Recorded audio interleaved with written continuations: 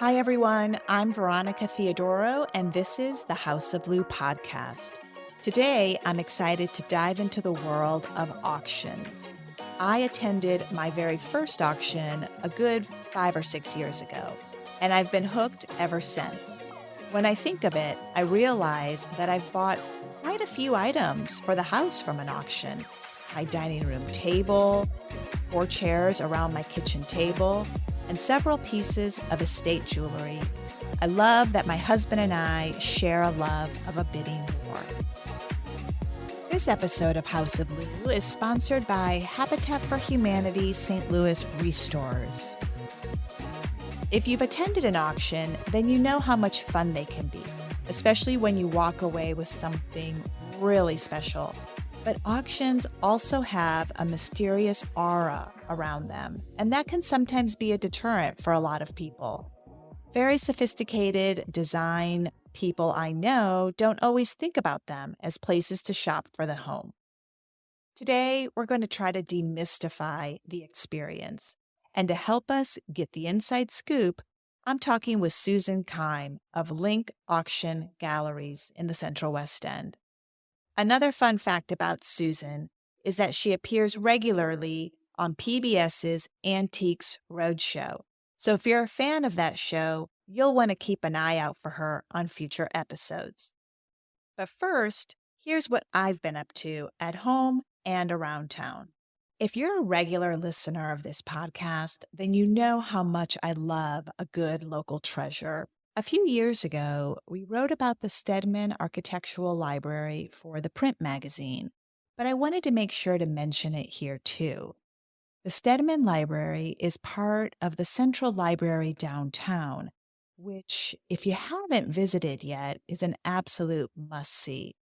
The smaller Stedman Library is easy to miss, but once you're inside, it feels like you've been transported to another century with its elegant wood-paneled walls, elaborate plasterwork ceiling, and stone fireplace. The library dates to 1928, when St. Louis industrialist and inventor George Fox Stedman and his wife Carrie Robb Howard bequeathed their book collection and dedicated the room to improving the built environment in St. Louis through better architecture. This is why you'll find more than 1,500 rare and important books and drawings about architecture in the library. The library itself is open to anyone who's interested in seeing it. All you need to do is reach out to staff in the rare books department to schedule your visit. Turning to design, I also wanted to make sure to mention the latest collection of woven window treatments and wall coverings from Hartman and Forbes. I happened to be at KDR a few months ago, and I picked up the company's spring-summer catalog. And wow, I was so impressed. What I love about it is that the company's collaborated with the Museum of Indian Arts and Culture in Santa Fe, New Mexico. And the collection itself was inspired by 4 craft traditions from the museum's textile, basketry, and pottery collections. You can actually see how the objects have been reimagined as hand-loomed window coverings. And lastly, I want to give a shout out to 2 St. Louis women whose style sense I really admire, Susan Sherman and Laura Sawyer. A few months ago, they posted pictures to social media during the Contemporary Art Museum's 20th anniversary event, and I really loved what they wore. Susan was dressed in a stylish black suit from Harbison Studio with the designer's signature gold embellishments. Laura wore a black fringe number from French label Sandro. I love how she paired the look with heels from Alexander McQueen.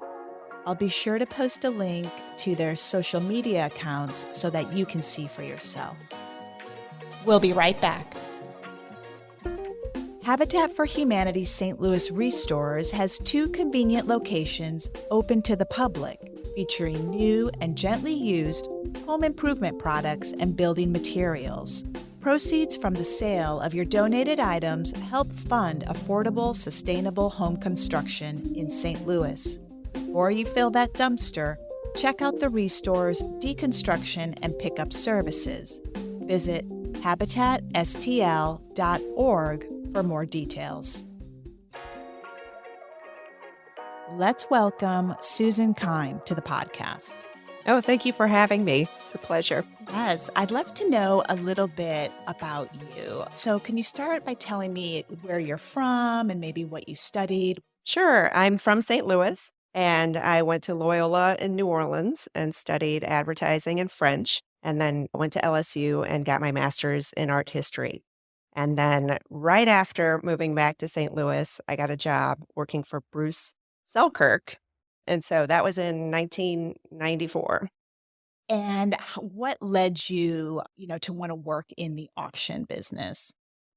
Well, I think the combination of advertising and art history and I did a lot of traveling as well, really kind of was the perfect fit because you're marketing, in auctions, a lot of it has to do with marketing and love of the arts. So it seemed like a natural fit.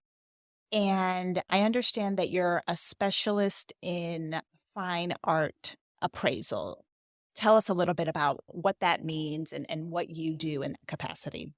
Well, it's funny because you can't really study to become a specialist in fine art appraise for fair market value. It really is about developing an eye and being in the auction business with Link now for 10 years, but going on, I guess, 30 years. The thousands of objects that I've appraised over all of these years have led to develop that eye that sometimes people come in and they say, oh, tell me what to look for. Mhm. And it's really hard to do, but it just takes practice. It's something that you develop over the course of seeing hundreds and hundreds of objects, I'm Yes. sure. Yeah. What is the process of attending an auction? I think a lot of people are interested in auctions, but there is this mystique or this mystery about them for some people. Well, it's nothing to be afraid of, first of all. It's a lot of fun. We have all of our objects that are coming up for auction, we put online. And so they can view those objects online, but then we have in person previews, and those last for a week prior to the auction. And we even have parties with music and wine, and those are after hours, for people that aren't able to attend from 10 to 5. And during the previews, they can inspect the objects. They can ask questions of all of us who've handled the objects and know the provenance for the pieces. And then they can either attend the auction in person, which is a lot of fun, or they can bid online or by telephone or absentee bid. There are a whole lot of ways you can bid, but I think it's really fun when they come and bid in person. And what is that atmosphere like? Can you describe it to us?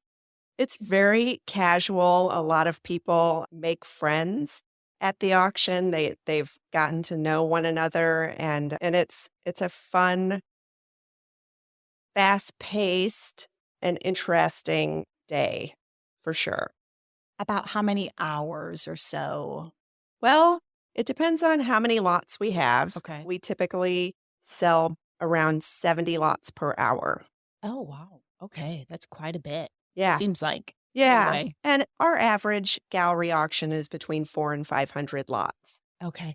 And I think one thing to understand about Link is that you're not just bidding against the people in the room, right? Like the lots are on several platforms. Right. So we're on Invaluable and Live Auctioneers.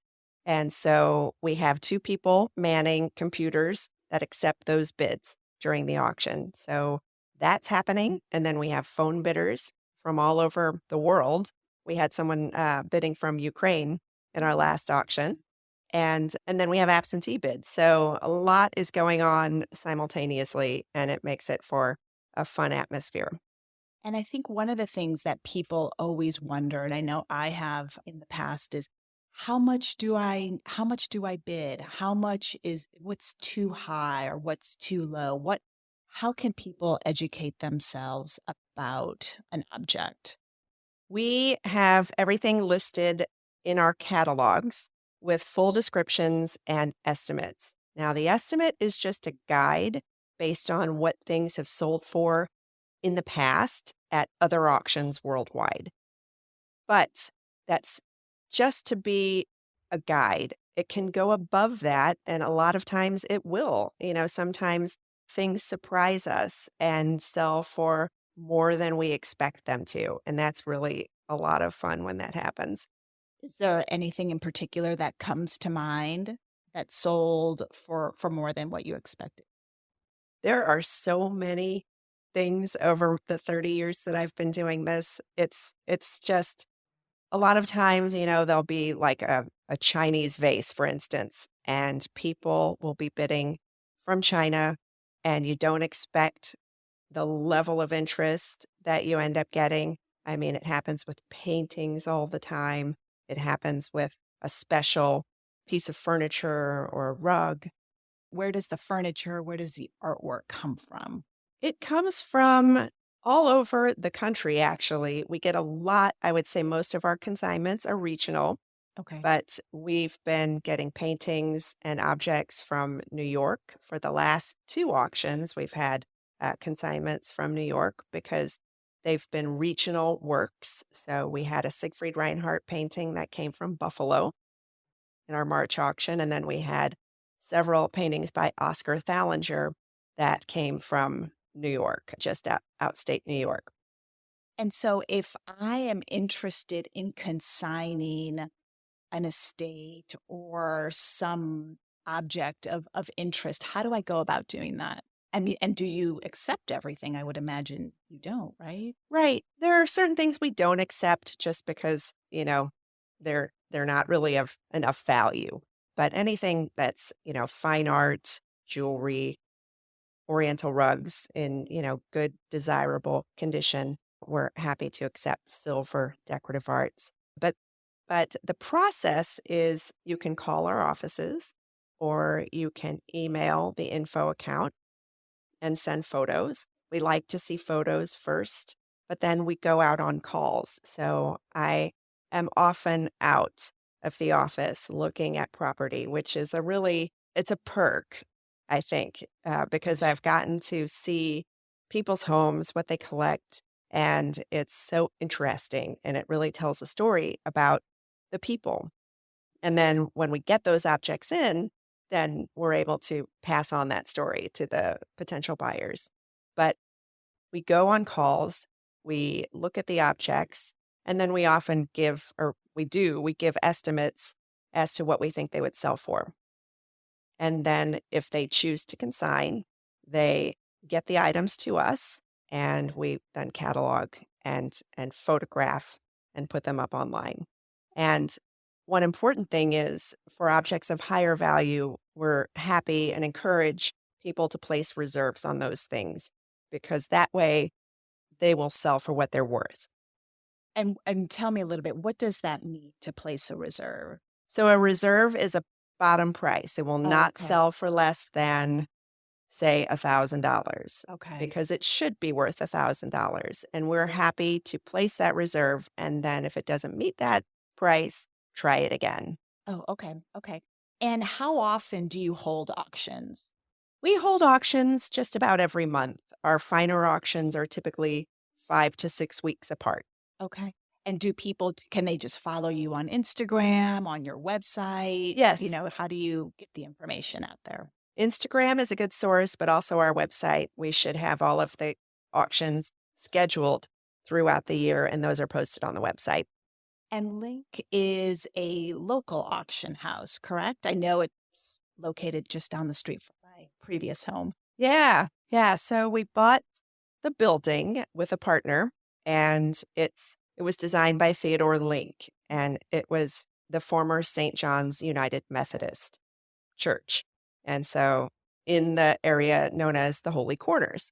And so we bought that in 2014 and we're coming up on our 10-year anniversary. So that auction, the 10th anniversary auction will be taking place in July. And so we expect that to be a a fun event. Oh, Yeah. great. Oh, that'll be super fun. Is there anything in particular, anything special that you plan to do around that anniversary? Well, we'll have a bigger party than usual, I expect.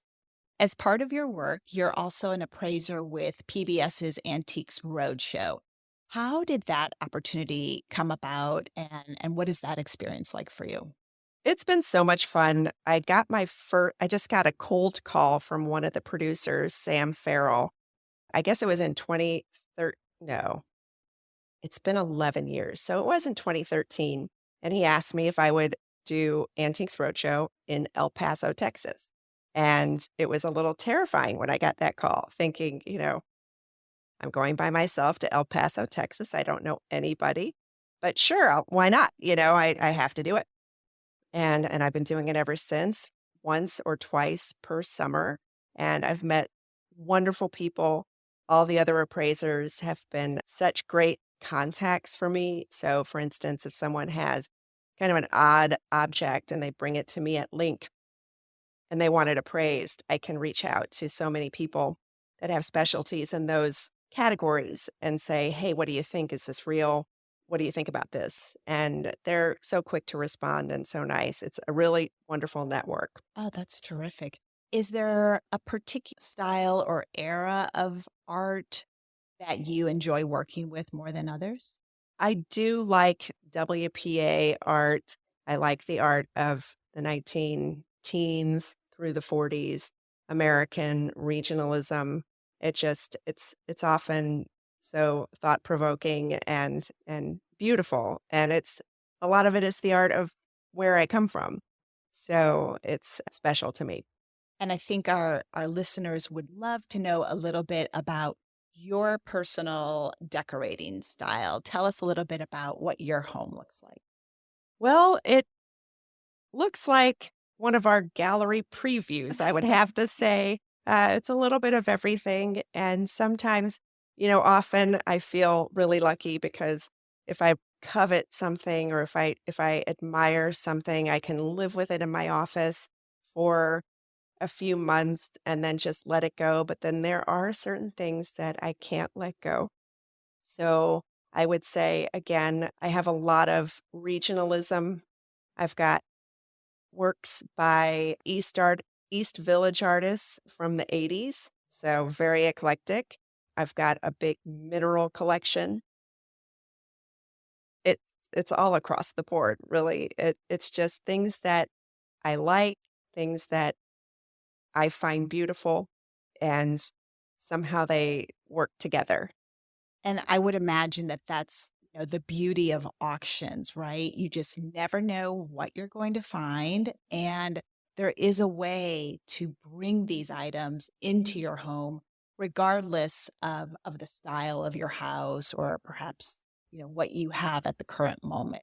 You, Yeah. you can find a way to work these pieces into your home. Right, and you find so many unique things when you go to auction, and, it is, a process. It's not like going to the store and buying something or going online and ordering something. You have to invest a little bit of time, but it really is worth it, and the things that you buy at auction tend to retain their value. So if you buy a work of art and you get tired of it 10 years later, you can sell it at auction and make your money back. Well, thank you, Susan, so much for your time. I Thank appreciate you. it. It's been fun. We'll be right back. This episode is supported by Opera Theater of St. Louis. Opera season is back. Travel from the colorful streets of Seville to the magic of Paris at Christmas time and the days of the Roman Renaissance, all brought to life on stage at Opera Theater of St. Louis. From haute couture to historic costume design, from intricately detailed props to grand sets, a night at the opera is a feast for all of your senses. Learn more about Opera Theater's 2024 festival season at experienceopera.org.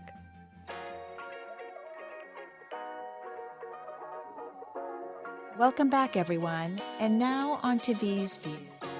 On June 5th, Stephanie Bliss, director of the Fieldhouse Museum, will speak about the history of the museum and provide an update on its restoration work. Join her at noon and be sure to reserve your spot. I want to give a shout out to the Missouri Botanical Gardens Garden Tour. This day-long event on June 9th is self-guided and features 11 spectacular home gardens from across St. Louis City and County. Be sure to reserve your tickets. My colleague, Christine Jackson, covers arts and culture for St. Louis Magazine.